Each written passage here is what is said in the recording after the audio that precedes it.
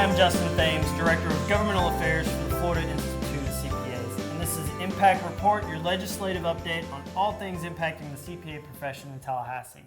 And this is a special edition of Impact Report where we'll give you a full legislative recap of everything that happened in the 2019 session. And with me today is Jennifer Green, our external lobbyist and longtime advocate for the CPA profession. Jennifer, welcome. Thanks for coming. Thanks, Justin. Thanks for having me. Appreciate it. So, we talk every week for Impact Report about the bills we're following and kind of what's going on in session as a snapshot. Today, I thought we'd kind of start from the beginning of session or work our way through and kind of talk about some of those same bills that we worked on and kind of how they progressed through the session. Absolutely. It was a long one. Yeah, for sure. And we had a whole new cabinet, which plays a major role in kind of the types of policies that we see, right? Sure. New governor, and I think for the first time we had two female members of the cabinet serving at one time. I think that's history for the state of Florida. Absolutely. So, Jennifer, I wasn't really surprised at some of the issues that we saw because some of them are kind of follow the common theme that we've seen for the last couple of years. You had the government integrity and financial reporting for local governments. You had school choice issues. We saw some more of that this year, right? Sure. But what are some things that you think probably stood out as new issues that we're going to see more of in the next couple of years? Well, I think the whole discussion about hemp, about industrial hemp. I mean, obviously, people get a little confused about what that means, whether it's not, whether it's medical marijuana or it's actually an agricultural project. So that was a big discussion, and I think early on the governor taking on the legislature, sort of putting them to task, saying smokable medical marijuana is not a big deal, and why not repeal the ban and send it to me the first month of session, which is what they did. So kind of those issues out of the box right after an inauguration that you wouldn't normally see, particularly from a new Republican governor. So those were two big issues. And I like what you talk about with the governor, and he created this deadline for the legislature. He gave them 17 days to act before he was going to take legal action to kind of reverse course from the previous governor. I thought that probably, at least for him and some of the others, probably set the tone for the session as far as kind of how that back and forth between the legislature and the governor's office was going to go. So I think you would have maybe agreed that kind of set the tone. And how about Nikki Fried really coming through on the hemp issue throughout session, right? So she kind of made some moves along the way. Absolutely. So you have an ag commissioner who had a background in medical marijuana or marijuana issues, and it just made sense to do it. And I think she came at it from a very administrative standpoint, not so much from a policy standpoint, but simply to say, look, we need some agricultural growth in Florida, and so it's not that topic anymore that is so taboo. Yeah. So now we'll see more socially acceptable weed in Florida. I think some gains have been made there. We'll see if there's any action at the federal level. Interesting to note from the CPA side is that the Board of Accountancy was one of the first boards of accountancy to take some type of guidance on that issue and basically say that if a CPA chooses to do work in that area of practice, that it wouldn't be considered a lack of good moral character that's under our laws, and that the only time the board would take action on them is if the federal government or law enforcement took action against the CPA. So I think we're starting to see some of that traction in Florida continue. Well, and that's important when the legislature is asking for, requiring by law, a CPA to do something, whether it's a financial statement or an audit or something, something similar. When it's required in the law and that company is looking for a CPA to prepare that, you want to ensure that that individual doesn't have their license on the line. So, and that's really a lot of what we do, right? I mean, from as far as our governmental affairs team, one of the big things that we always talk about is, expectation gap. What is it that the legislature wants our members to do? Speaking of the amount of kind of bandwidth for CPAs, we saw another banner year for the least number of bills filed. Yes. And so, at least within the last, 2 decades? Yep. I think it was 3,500 or so filed. Well, that includes all the resolutions and whatnot. But it was just under 200. That went at 197 or so. 197. Ended up passing, and I think we only have a couple of vetoes from the governor thus far. So it's going to be interesting to see from a policy standpoint what he does end up vetoing. And, that's right. I think he's still got probably somewhere around 100 and 40 pieces of legislation still out there that he has to sign. So there's And the budget, hadn't even gotten the budget yet. Speaking of the budget, that was kind of where I was going next. We have a $91.1 billion largest budget in the state's history, I think, right? Yep, absolutely. Talk to us a little bit about some of the things. I know we have for the CPA profession, the Board of Accountancy. There are two things that the FICPA advocated for that we'll be watching whenever the budget goes to governor. Make sure he doesn't veto those things. One is the Clay Ford Scholarship Program to help fifth-year minority students complete their education and become a CPA. Yeah. And then also the funding for the Unlicensed Activity Fund, which helps to combat unlicensed activity in the state of Florida. And both of those come out of the license fees for CPAs, and it's specifically used for the CPA profession. And Jennifer, you've worked on that issue for a number of years and remember kind of the progression of that. I think in the last couple of years, probably 5 years ago, we increased the amount of funding through the advocacy efforts of the FICPA of the Scholarship Foundation fund from $100,000 to $200,000, which was a big deal at the time, right? Huge, huge. And when the program passed, it was a minority scholarship program, and it actually passed in 1998. It took several years to get it passed. It took time to argue why it made sense, and candidly, the best argument we had was that it was from CPA license fees. I mean, you're taking a portion of what a CPA is paying to the state of Florida, either individually or through a firm, to regulate them, and you're saying, okay, a portion of our license fees should go to give back to students that eventually need some help to be able to finish their education. I think the same thing for unlicensed activity, that had gotten vetoed by our previous governor for the last few years, so that $200,000 is it's a big deal this year, and I think that the new DBPR secretary told us early on, remember Justin, before session, I want to put that back in place and actually really focus on unlicensed activity efforts. Yeah, that's a great point. The new Secretary of DBPR, Halsey Brashears, has been great to work with from the FICPA's position. He's really dug in on our issues that we care about for the CPA profession and been willing to kind of support us along the way and kind of work with us where he can from the department standpoint. So far a good relationship there, and has a lot to do with kind of the interaction that we do on the GA side to make sure we keep those lines of communication open. So it's good progress. Absolutely, and having a member of the legislature that is appointed to be that agency head was extremely helpful because he knew our issues. That's right. So we had a friend going into regulating the profession, and so I think it's going to be a good relationship moving forward. Yeah, I think so too. So talk to us about some of the other things that we might not necessarily think of when we talk about the budget. Sure.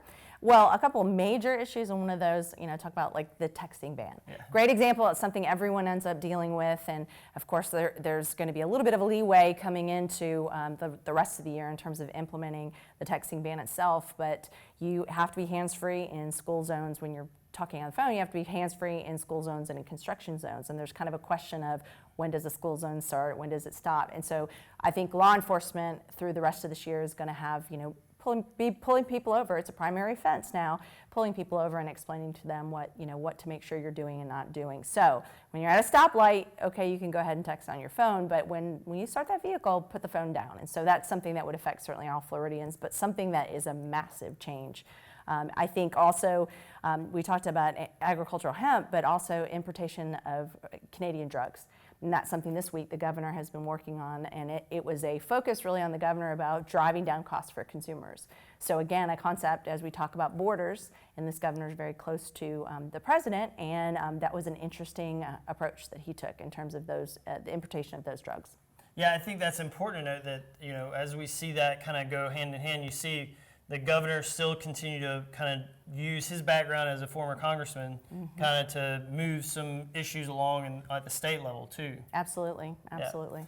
So we talked a little bit briefly about the budget, but I want to kind of circle back and kind of talk about some of the main provisions that are included in the budget. So we saw some tax relief in the budget, right? We also saw some hurricane relief. That was another big issue that we saw this legislative session. Unfortunately, we've seen it kind of come up the last 2 years that the state has really had to focus on hurricane relief. Yep. Absolutely, and you've got Hurricane Irma still results from Hurricane Irma, and of course Hurricane Michael. You had some huge advocates in the Panhandle, of course, Justin, where you're from, over in Jackson County. Is that what it was? Yeah. Jackson County, little old Jackson County. There were some huge advocates in the legislature trying to bring not just state funding but also federal funding, and that included, we looked at the effect it had on some CPAs. We have a member of the Board of Accountancy, Mindy Rankin, who she personally had issues with her home and also with her firm, but folks are still trying to recover, from those storms, and it's something that I think that especially CPAs can be helpful with understanding, particularly getting these folks back on their feet. And that was a big topic when we were live from Washington a little over a week ago, when we had our AICPA council members from Florida on the Hill meeting with the congressional members. They were really there to talk a lot about disaster relief, to talk about how the IRS could speed up the recovery efforts for folks that are impacted by natural disasters. So Sure. It's something that I think is going to be increasingly an issue for practitioners that are having to help their clients deal with disaster planning and trying to help with recovery whenever we see these floods and fires that we're seeing. Sure. So because it's not just hurricanes, we see a lot of different things going on around the country. So And we got a new season starting. that's right. We're Well, about- and from the budget standpoint, it always impacts the budget. Sure. And when Florida's in such a tight budget year, as it was this year and the year of the past, even though it was one of the largest in the history, we have seen an uptick in increased sales tax Yep. for revenue. So it's kind of a balance of things that we are seeing. Now, Jennifer, you, in addition to working with the FICPA, you've also been on a couple other teams that deal with issues such as, like, speaking of sales tax, this year you worked on a lot of state tax issues. Sure. For kind of a bunch of different groups of your clients. One thing that we didn't see pass this year, and we're going to have a conversation with Senator Joe Gruters that we're going to post pretty soon, is the Wayfair bill. Yeah, the bill that would have absolutely. implemented the Supreme Court's decision of Wayfair, and also to bring some clarity to remote sales tax. So can you talk to us a little bit about that process this year? Sure. Florida's sort of lagging behind Yeah. in terms of the implementation. We have, and I think for years, the FICPA has been involved in streamlined sales tax and being able to, collect sales tax remotely. People start talking about taxing the internet, and that's not really what it is. I mean, in Florida, we have a sales tax that a seller is supposed to be collecting or remitting to the state. However, if we as consumers in Florida buy a product outside of the state of Florida, that seller doesn't collect and remit the sales tax, they're not required to, we as a consumer consuming those goods in Florida have to remit a use tax. Now, I will tell you, I think there's probably 5 people in the state, including some of us that work for FICPA, that know how to fill out a use tax form and actually remit that tax. So it's literally unenforceable. It's very difficult to do. And so the Wayfair decision, what it did is it gave a roadmap for many states. And there's kind of a two-pronged approach, and one of those is setting up a way to actually collect remote sales. And so Florida, we have, again, a use tax. It would be very easy to do that and to be able to define what remote sales are, and it's similar to mail order sales. And then the second part is this platform, a marketplace platform. Yeah, that's right. And that was the part that I think caused the most consternation for our friends in the legislature. And a lot of it came from a philosophical standpoint, particularly in the House, that this would be a new tax because there would be additional revenue coming in, and that was from a compliance standpoint. Doesn't make a whole lot of sense. Again, it's a tax that's already due, literally unenforceable in some cases. And so we worked a lot with the Department of Revenue, worked with the cabinet to talk about some solutions, and Joe Gruters was fabulous as a bill sponsor. In fact, he had a wonderful example in the Finance and Tax Committee, of which he's vice chairman of, and it was about a woman who actually bought some auto parts, one of his clients, bought auto parts from another state, and I don't know if she remitted the use tax or not, but she actually got an audit notice from the Department of Revenue. So little examples here and there, we're putting consumers in Florida at risk unless we actually find a way for them to be able to comply in a very simple manner. So, and states all across the country are trying to implement this and figure out how to put something together. I think the issue's not going to go away in Florida. It'll be interesting to see what happens when Florida is literally the last state that has done anything. 40 some odd states. I think it's like 45 states thus far that have some portion of that decision. I think we'll probably hear from Senator Gruters about this next year too. Absolutely, I have no doubt. So bringing it back to more of the profession and specifically our legislation that we worked on this year, I think it's a great testament for the advocacy efforts of our members in the FICPA. We had House Bill 977 by Representative Cindy Stevenson, who's a CPA out of the Jacksonville-St. Augustine area, and then Senator Joe Gruters, also a CPA from the Sarasota area. He sponsored the companion bill of Senate Bill 1252. So the bill does three things. One, it reduces the number of ANA hours that is required for renewal of your license from 20 to 8 hours. And then it also caps the number of hours that's required for inactive licensees to reactivate their license. And then finally, what it does is it brings in the SSA standards into the definition of public accountancy.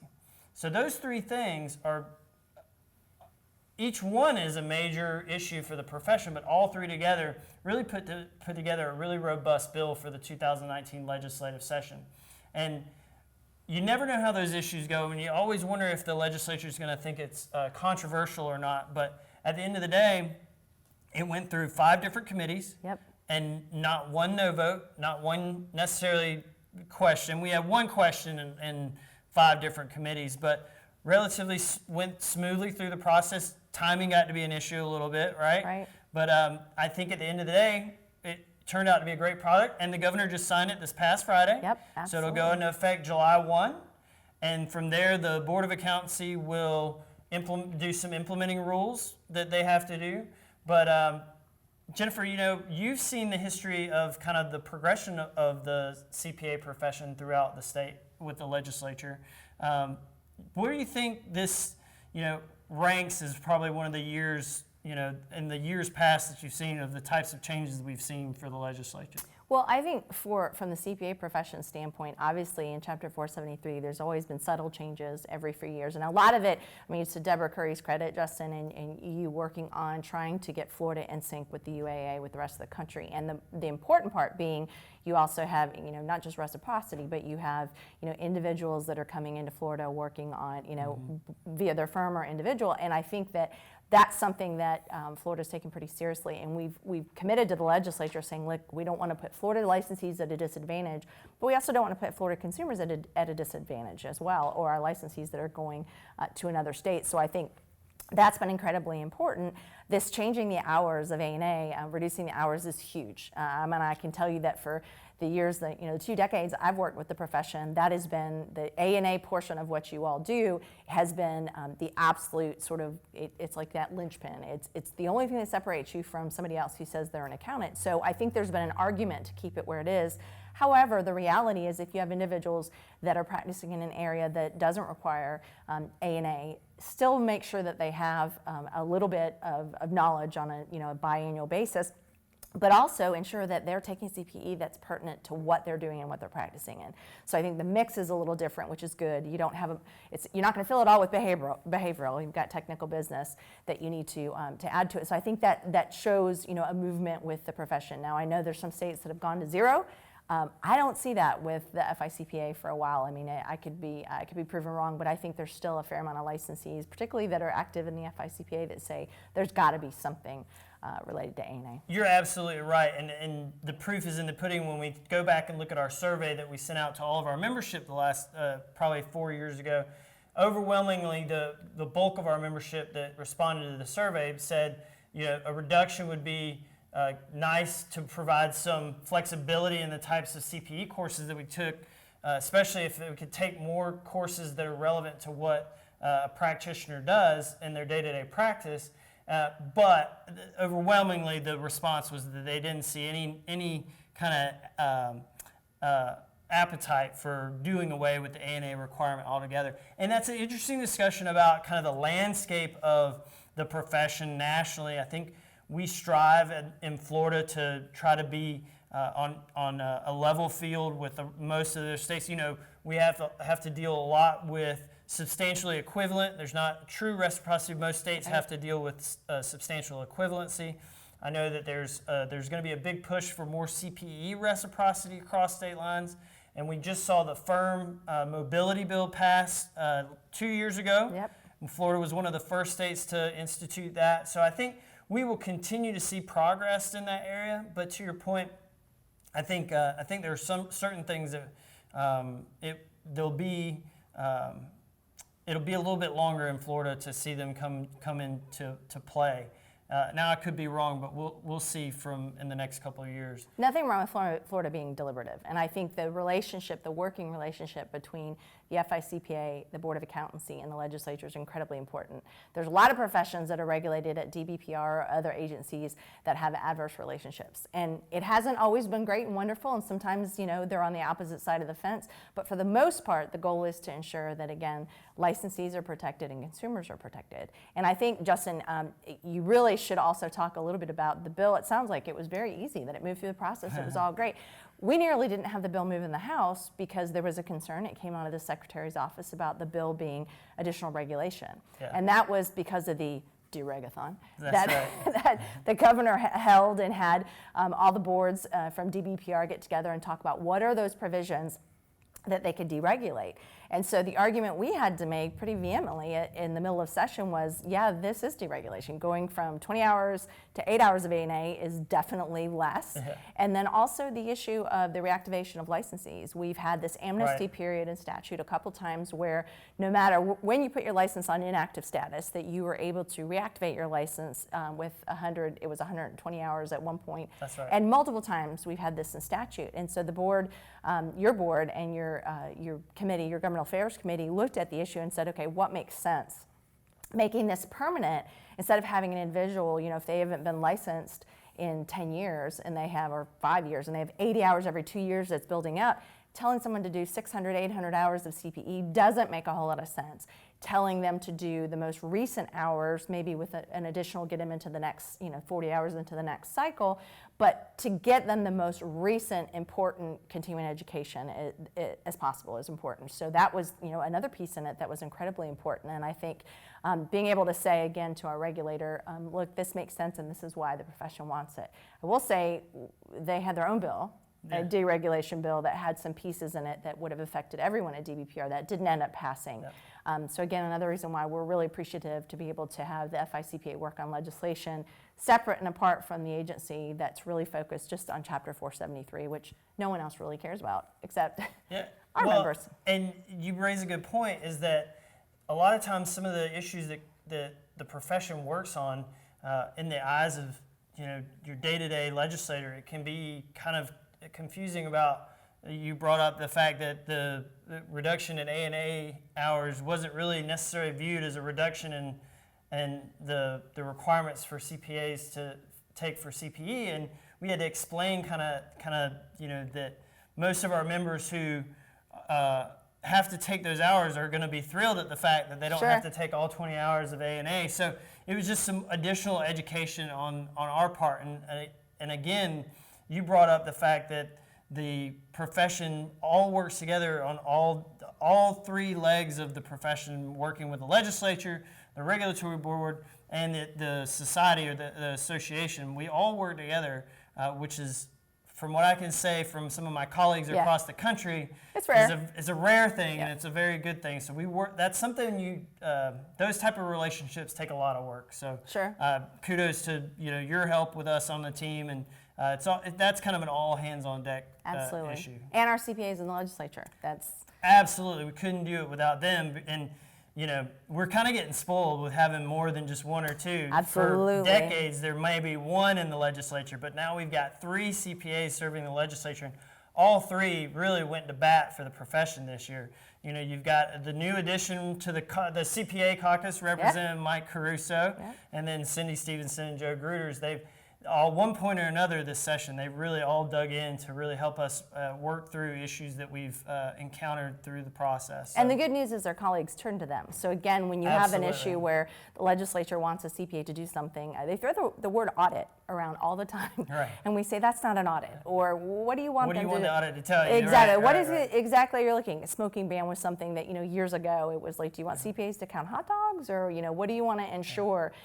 So I think that having them in the legislature is extremely important. I don't know how they do it, particularly those that are in public practice, how they end up doing it during session. So kudos to them. They work a lot of late nights and work on the weekends. So, but we're very fortunate to have them in the process and be on the CPA team during the legislative session.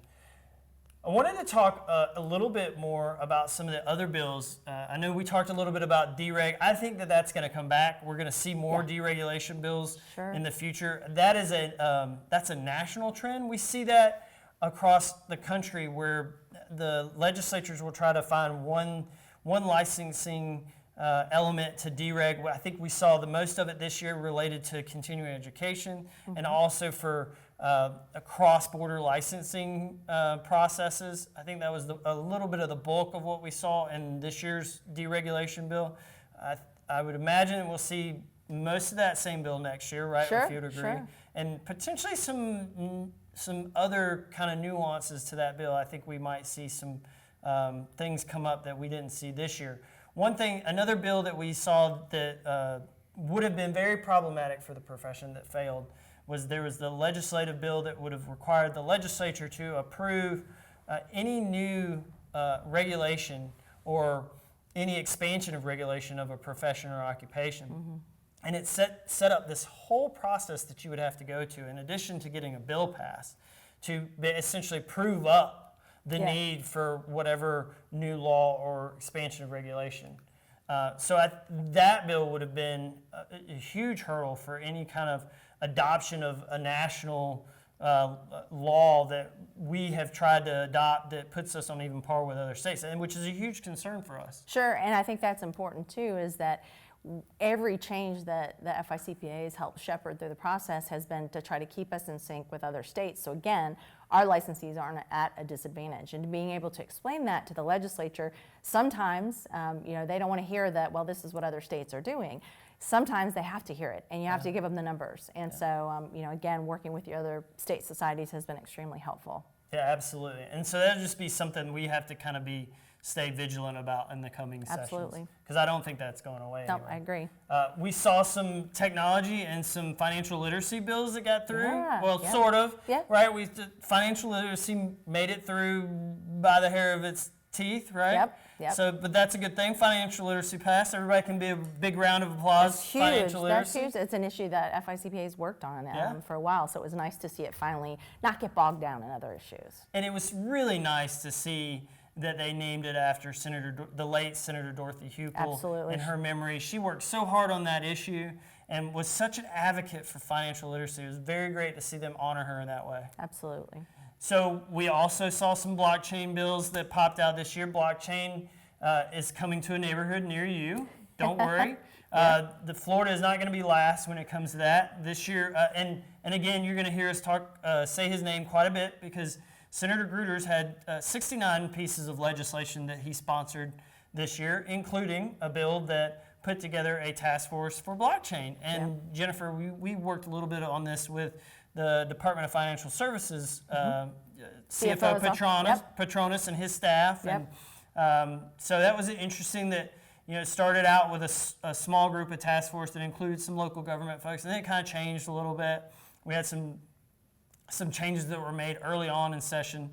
But the whole time we had been, from the FICPA standpoint, we basically went to both the bill sponsors and said, hey, listen, having a CPA on this task force really makes a lot of sense because CPAs are on the front lines of the innovation and technology piece of auditing and all the reporting that has to be done, especially implementing blockchain on certain engagements. Yeah, so the valuation part of it. That's right. It makes sense. We said these are the individuals that are going to be presenting the financial statements. Why would you not want them there? And there was a bit of an industry food fight going on that didn't involve CPAs. Right. But it was Senator Joe Gruters. He put his foot down and said, "This amendment's going on this bill, and it's staying on this bill." So he sure did. He sure did. And that really, without his effort, that we wouldn't have been able to ensure that a CPA had a seat at the table. Yeah. So definitely heavy hand there, but well needed. Another thing that we've talked about, and you and I have worked on for the last couple of years, is we saw more local government transparency and accountability bills come up too as well. And for our members that work in the local government sector, you are probably tired of hearing about these bills. They're either a preemption bill, right, or some type of additional reporting requirement. Sure. Well, or adding something on to what the CPA's financial statements need to include. Now, that, of course, doesn't take into consideration that more work means more cost, and it's not about the cost for the CPA, it's about the cost to the local government. So to explain to the legislature that the more you want a CPA to look into, if you will, it's the easiest way to explain it, the cost does go up. The type of engagement changes as well. So you would almost think over the last few years that out of our 67 counties and our 400 plus cities that there's been some horrible things that have happened. There have been a few problems, right, that end up being rectified, but it's been interesting to see sort of the hammer that's been placed on local governments and why this transparency concept is so important. Again, putting a CPA in the line of fire, saying, well, the CPA can look at it. Yeah, let's see what you want them to look at first. Yeah, well, and it's always, you always get nervous when you have a lawmaker that walks down the hallway and says, oh, I have this idea, you're going to love it. Your members are going to love it. It's going to be more business for them. Inevitably, you hear that at least once a year, and you're like, wait, hold on. And it's a really bad idea. And usually. it's a really bad idea. Yep. So I think we're going to see more of that moving forward. We thought possibly that there would be, the legislature would have had their fill of those types of bills after last session. Yep. But we'll see what pops back up this year. There was one government accountability bill that was passed, and Senator Hooper, who really went to bat for the profession this year, came in and basically helped the FICPA make some changes to his bill, and the government accountability package that would inevitably pass would have made some changes to the auditor selection process, basically the makeup of the committee that selects the auditor.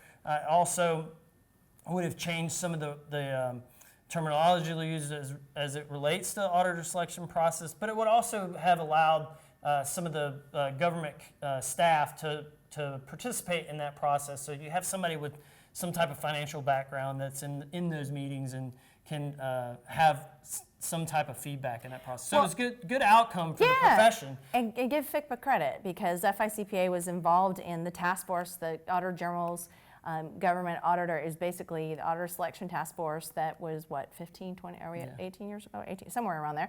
That basically was put together, and it included a lot of folks from local government, cities, counties, government auditors, and there were members who are still active in the FICPA now that helped rewrite the section of law 218-391 that deals with auditor selection procedures.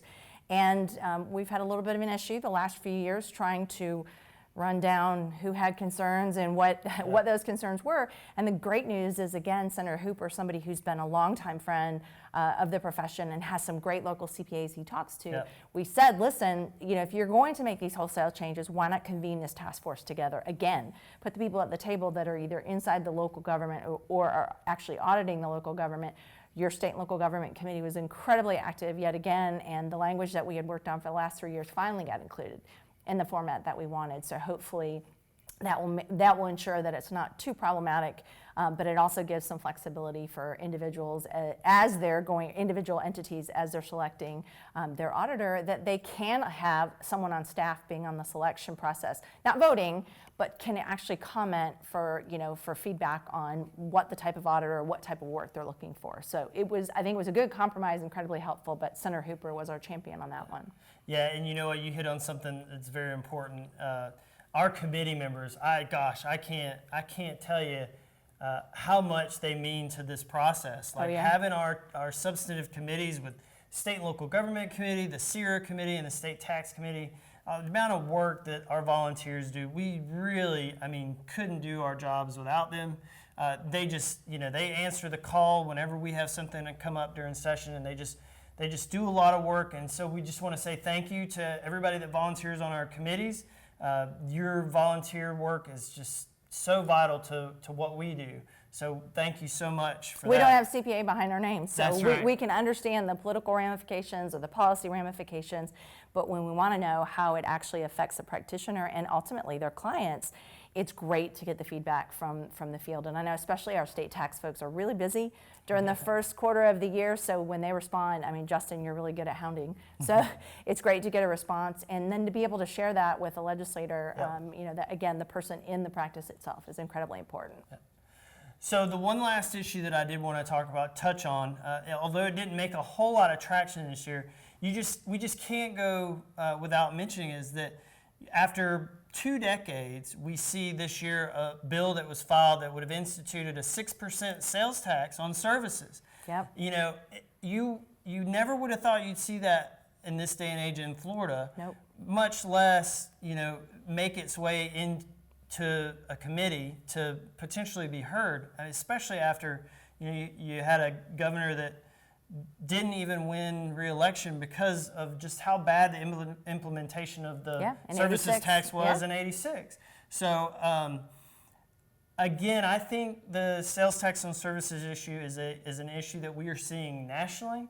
I talked to my colleagues, and actually, you know, Jennifer, you've been actually invited to speak on the issue because of the work that you did here back when sales tax on services came up in a constitutional amendment issue. Absolutely. So it very well could continue to pop up. I know for years we've talked about it like it's a boogeyman, so to speak, and you know, some of our members say, "Oh, that'll never happen again."